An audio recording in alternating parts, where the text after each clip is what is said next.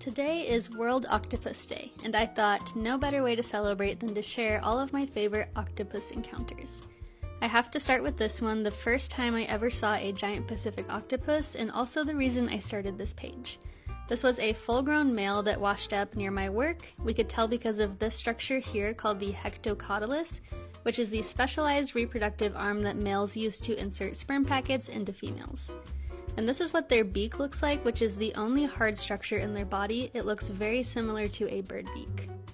That experience was amazing, but of course I really wanted to see a living giant Pacific octopus, and I finally did at this tide pool spot in Washington right before I moved to California for grad school. I couldn't tell if this one was a male or female. I'm leaning towards female because I don't see an obvious hectocotylus in any of these videos.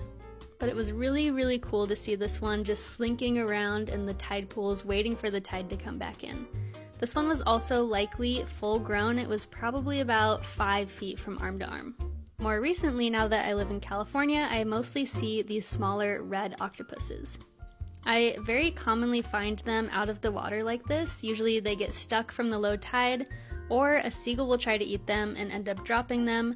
Luckily, I found this one before it was too late, so I gently picked it up and put it into a pool of water, and it immediately went and hid under this rock. While it was sitting under that rock, I did get the chance to shake its hand.